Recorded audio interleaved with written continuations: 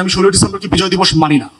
আমি নতুন দিবসের খোঁজ অলরেডি তর্কটা তুলছি, এটা আলাপ করতে হবে রাষ্ট্রকে। 5ই আগস্টের পরে যে কতগুলো পাগল বেরোইছে, এই পাগলগুলো 5ই আগস্টের আগে ছিল না। কত বড় পাগল হলে, কত বড় ব্রেনলেস হলে এই কথা বলতে পারে আমি 16ই ডিসেম্বর মানি না। তা ও কি আসাদুজ্জামান ফুয়াদ ও কি পাগলা করতে পারছে না? করে টটাস করে পাগলা করতে ঢুকাই দিতে হবে। ও কি কত বড় পাগল, মিডিয়ার সামনে বলতেছে আমি নাকি আবার এই বিষয়ে রাষ্ট্রপক্ষের সাথে কথা বলবো এবং আমি নতুন ডেট খুঁজতেছি। আচ্ছা, তোর কোন দাদাই নতুন ডেট অনুযায়ী দেশ স্বাধীন করছিল? 16ই ডিসেম্বর পাকিস্তানের সেনাবাহিনী, পাকিস্তানের লোকজন বাংলাদেশের কাছে আত্মসমর্পণ করেন, তাই না?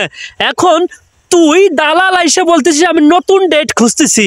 এই যে দালালিপানা করতেছিস, এর কি তুই কি পাগল নাকি ছাগল ভাই? আমার বুঝে আসে না ভাই।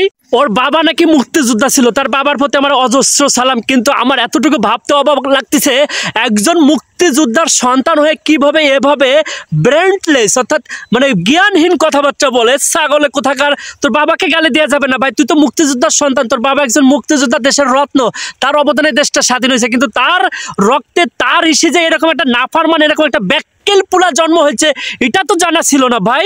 না তুই যে কি যে মানে যে পাগলের ছাগলের 3 নম্বর বাচ্চার মতো যে কথাবার্তা বলতেছিস, কমেন্ট সেকশন পড়ে আয়, যে মিডিয়ার সামনে কথা বলেছিস কমেন্ট সেকশনগুলো পড়ে আয়, তাহলে বুঝতে পারবি ভাই তোকে মানুষ কত পরিমাণে পচাইছে, কত পরিমাণ তোকে জ্বালাইছে, কত পরিমাণ মানুষ তোকে ঠাপাইছে। একটু বুঝে আসতে পারছি ভাই, বুঝতে আসতে পারতি।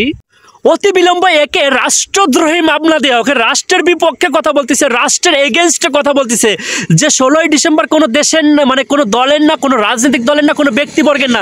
দরকার হলে এরকম মোটরসাইকেল গেল না যে আমার সামনে দিয়ে টটাস করে মোটরসাইকেলের তলে দেওয়া হোক, একে রাষ্ট্রদ্রোহী মামলা দিয়ে টটাস করে জেলের ভিতর ভরে দেওয়া হোক। 5ই আগস্টে এরকম চুল পাকনা লোক পাওয়া যেত না, এখন কিছু চুল পাকনা লোক বেরোইছে, তারা চুল পাকনামতে কথাবার্তা বলে, কিন্তু কোথায় কি বলতে হবে এইগুলো জানে না।